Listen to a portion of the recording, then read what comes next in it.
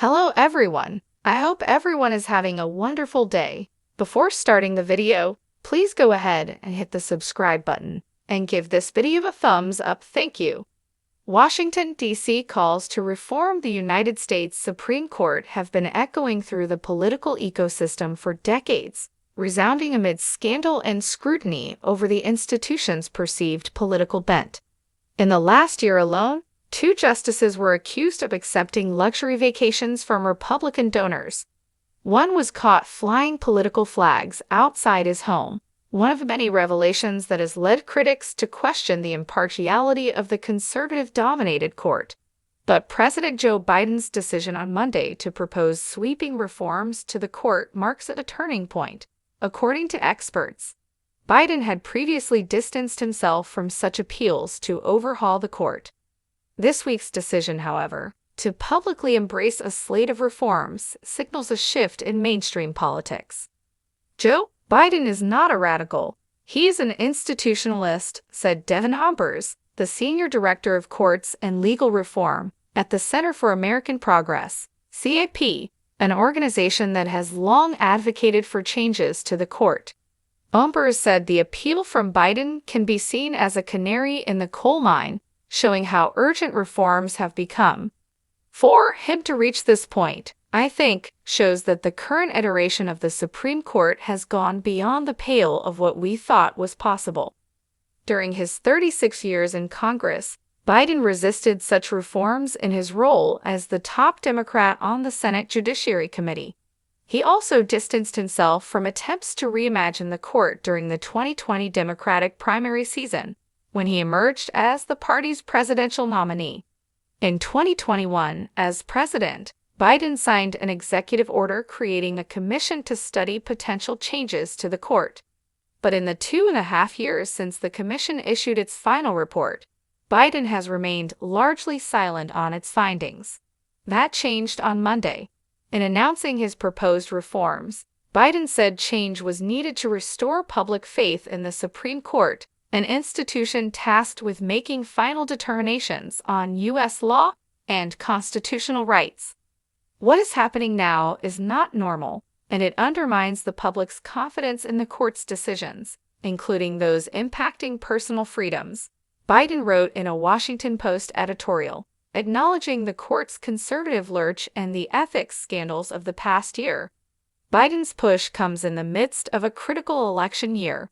Vice President Kamala Harris is seeking the presidency as Biden's heir apparent, facing off against the Republican challenger Donald Trump, and control of Congress is up for grabs.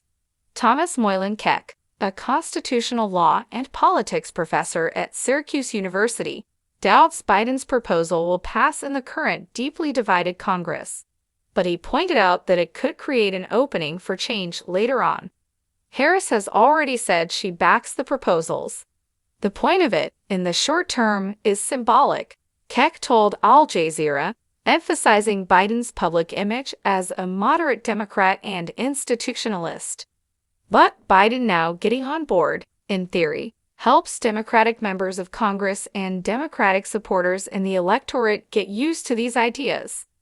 Biden's show of support could be helpful if the Democrats win big this November, he added, as it might pave the way for the party to enact the reforms. If and when Democrats do have control of both houses of Congress and the White House at the same time, maybe then they'll be ready to run with at least some of it. What does Biden's proposal say? Biden has outlined 3 specific areas of reform in his proposal. First, he called for term limits on Supreme Court justices, as they currently serve for life, bearing voluntary resignation or impeachment. The United States is the only major constitutional democracy that gives lifetime seats to its high court, Biden wrote in the Washington Post. Under Biden's proposals, each justice would serve for only 18 years maximum, with a president appointing a new justice every 2 years. That would make timing for court nominations more predictable and less arbitrary. The second proposal was for Congress to pass a standard and enforceable code of conduct for Supreme Court justices.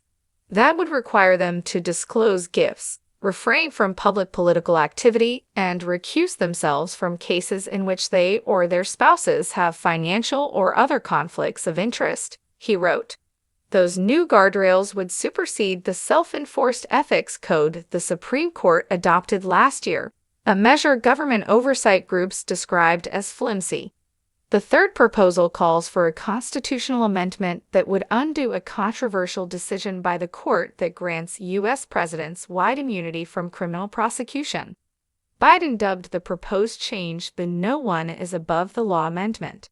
He cited former President Trump's alleged role in the storming of the U.S. Capitol on January 6, 2021, as an example of where such an amendment could be used.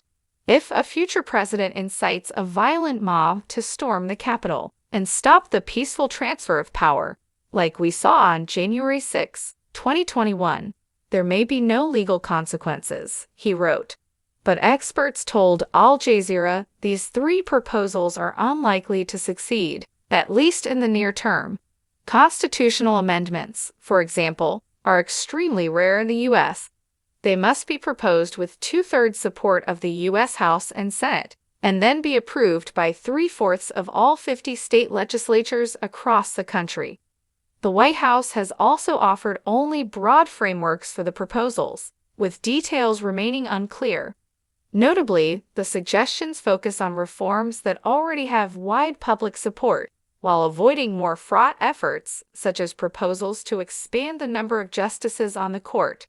Why call for reform? No, the concept of reforming the Supreme Court has kicked around for years in U.S. political and legal circles, and has at times gained bipartisan support. But recent developments have shifted the push for reform into overdrive. The ideological makeup of the court swiftly transformed during Trump's presidency from 2017 to 2021. Trump and the Republican-controlled Senate had the rare opportunity to nominate and confirm three relatively young, staunch conservative justices: Neil Gorsuch, Brett Kavanaugh, and Amy Coney Barrett.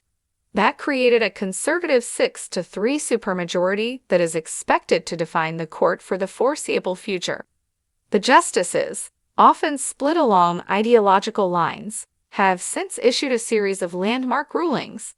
They overturned federal abortion protections, put an end to affirmative action policies in higher education, and recently decided that presidents should enjoy the presumption of immunity for all official acts. News reports have also detailed luxury travel and gifts lavished on some justices, most notably conservatives Samuel Alito and Clarence Thomas.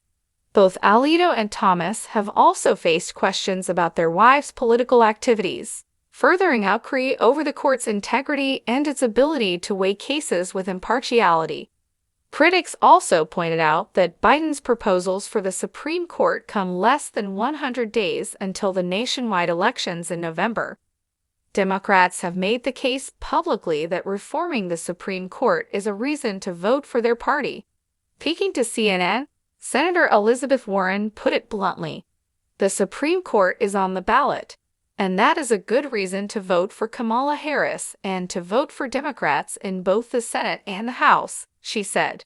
Recent Supreme Court decisions, notably on abortion, voting rights, and presidential immunity, have already taken center stage this election season.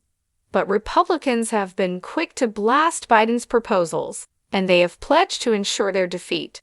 Senate Minority Leader Mitch McConnell, for instance, swiftly dismissed Biden's effort as unconstitutional, warning that the reforms, particularly the term limits, would be dead on arrival in Congress.